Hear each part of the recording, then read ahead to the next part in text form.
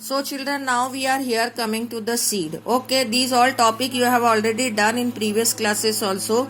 Now these seeds are of two type. You know very well, that is dicot seed and monocot seed. Okay.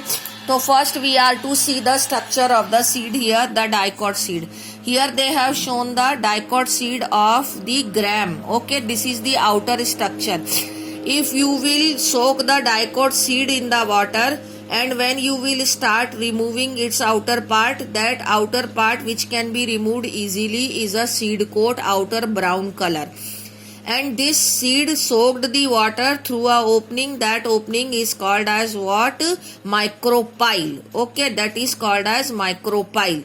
And this micropyle is actually a part of the ovule only, by which the pollen tube enters into the ovule. So this micropyle as a whole remains from the ovule only, because ovule has converted into the seed. And one more part is written hilum. Hilum is actually a part of ovule only, by which ovule is attached to the placenta. Okay, I can even show you the diagram here. Ki suppose this is the embryo sac and this is the integument. This you have already done when we were discussing the life cycle of angiosperm.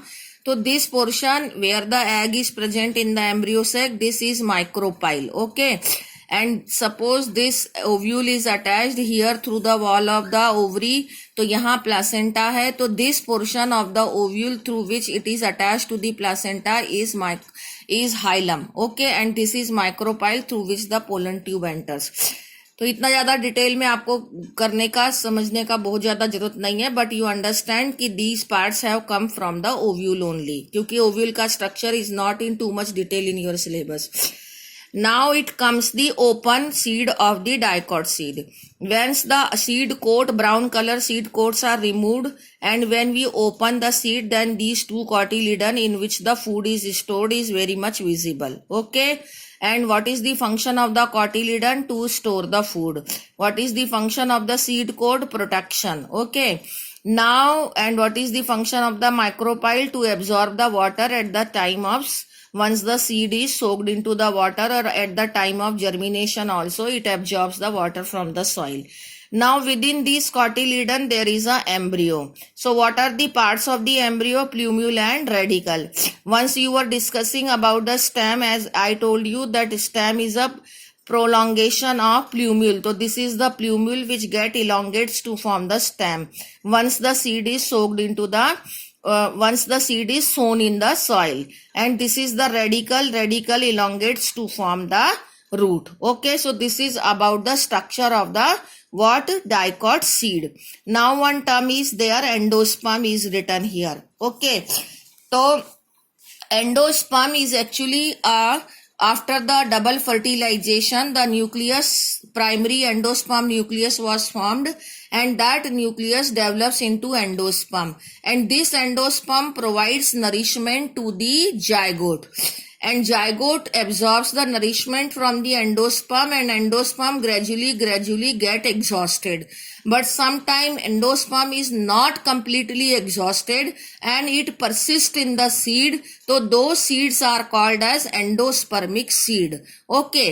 If the endosperm is completely exhausted, then those seeds are called as non-endospermic seed. So this is a non-endospermic seed. Now we are here coming to the monocot seed, and monocot seed is a endospermic seed. Here they have shown the example of a monocot seed, which is a seed of a maize plant. So here you can see जो maize plant seed is actually its fruit only, because here the fruit wall and seed coat are, they are such close to each other that they cannot be differentiated from each other. So below their fruit wall, actually it is a fruit only, and below which there is a endosperm, and within that there is a embryo. It can very well understand from here only. Thus maize seed can be further, can be divided into two parts by this layer, which is called as the aleurone layer. This complete layer is a aleurone layer, which is made up of a protein. As I told you, the seed coat and fruit wall are merged with each other. So outermost layer is a seed coat and fruit wall only. This seed is a fruit itself, okay? And this is a aileron layer which is very rich in protein. And this is the endosperm in which the food is stored, okay? So it provides the nourishment to the embryo, but it is persistent here. It is not completely exhausted. Now it comes its cotyledon.